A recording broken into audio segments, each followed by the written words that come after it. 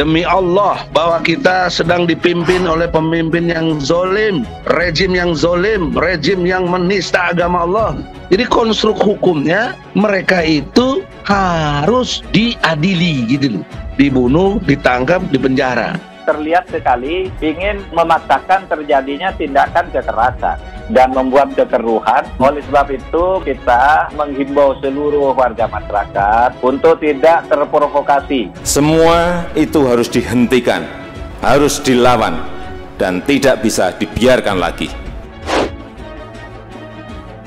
Situasinya udah begitu, kita ngelawan orang yang udah zolimnya luar biasa. Ini sebenarnya pintu masuk berakhirnya Jokowi sebagai presiden. Ini adalah gerakan pengganggu keamanan. Ini sudah jelas sekali ingin ada keributan. Oleh sebab itu, kalau bisa provokator-provokatornya itu segera ditemukan. Yang punya kesadaran ada Adinda Ismail Yusanto yang punya masa jutaan itu, HTI-nya itu. HTI kan bubar di administrasi aja, faktanya kan kagak. Gerakin dong itu. Ayo kita sama-sama. Menuju tegaknya al-Islam, menuju tegaknya syariah dan khilafah. Takbir! Khilafah! Khilafah! Khilafah! Oleh karena itu, kita ingin menegaskan khilafah Islam. Allahu Akbar! Al-ummah turid khilafah Islamiyah. Berulang kali Indonesia ini akan diruntuhkan.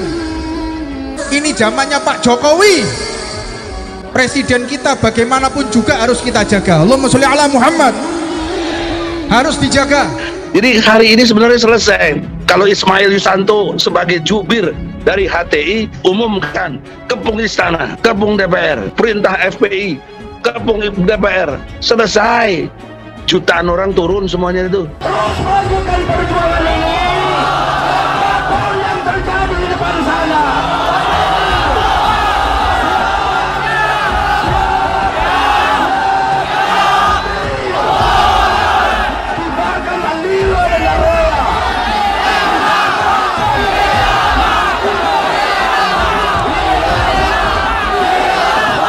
Hancurkan sekat-sekat nasionalisme yang telah memecah belah kita semua.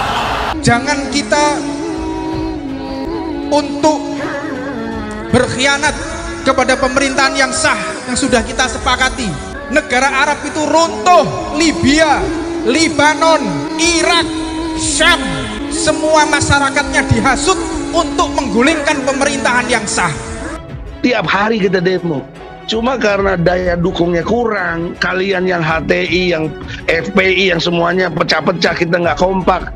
Ya sudah begini. Nah, kalau Anda nanya saya, mari kita kompak, nggak usah banyak omong. Ya kapan? Minggu depan dudukin DPR, sebentar selesai itu. Karena itu, perubahan yang harus kita lakukan adalah perubahan untuk menegakkan khilafah. Khilafah.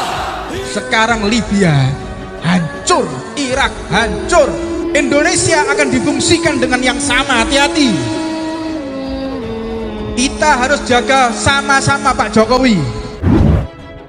Habib Husin bin Hasim bin Toha Ba'agil, yang lebih akrab dipanggil Habib Husin Ba'agil, mulai viral setelah dalam salah satu ceramahnya memprediksi kemunculan wabah sebelum COVID-19 menjadi pandemi global. Kali ini Habib Husin Ba'agil mengingatkan agar masyarakat tidak mudah dihasut dan diadu domba dengan isu-isu agama.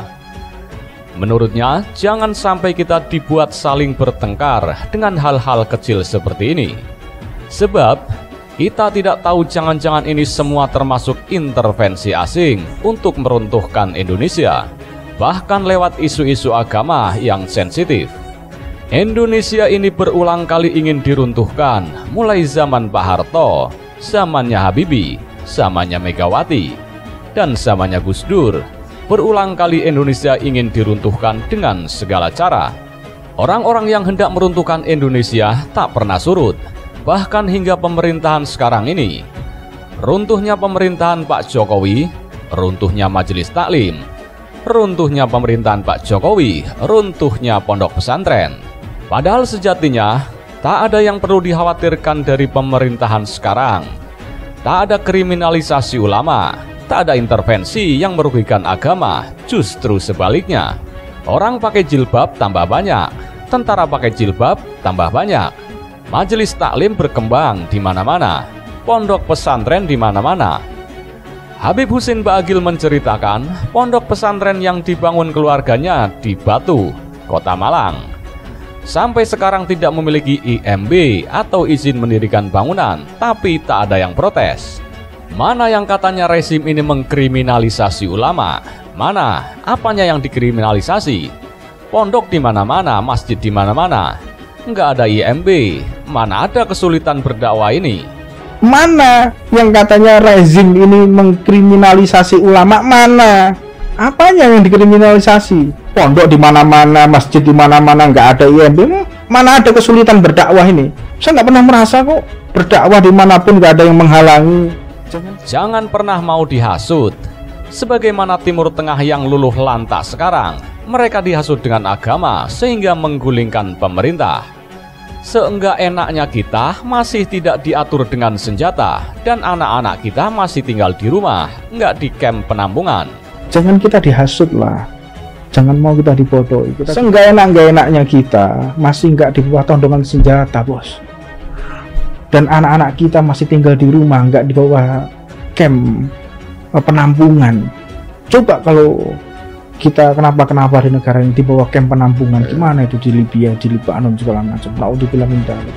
Habib Husin Baagil mengingatkan warga Indonesia agar perlu belajar dari negara-negara Arab, yakni di Timur Tengah, terutama terkait dengan persatuan dan keutuhan Negara Kesatuan Republik Indonesia. Udah jelas radikal ini berbahaya sekali, makanya orang Indonesia harus belajar dari negara Arab, kata Habib Baagil saat menjadi pembicara dalam podcast Deddy Kobuser. Udah jelas lah, radikal ini berbahaya sekali. Makanya orang Indonesia ini harus belajar dari negara-negara Arab. Bagaimana runtuhnya Libya, bagaimana runtuhnya Suriah, bagaimana negara-negara Arab kacau balau. Apa sebab? Rakyatnya dihasut untuk memusuhi pemerintah yang sah. Dengan judul kita ini Perang Saudara Bos, serem dengernya ini, yang tayang pada 1 Maret 2022. Menurut Habib, belajar dari negara Arab itu terkait dengan runtuhnya negara-negara Timur Tengah. Bagaimana runtuhnya Libya, runtuhnya Suriah, bagaimana negara-negara Arab kacau balau, terang dia. Penyebab negara-negara tersebut runtuh harus menjadi ibrah bagi rakyat Indonesia.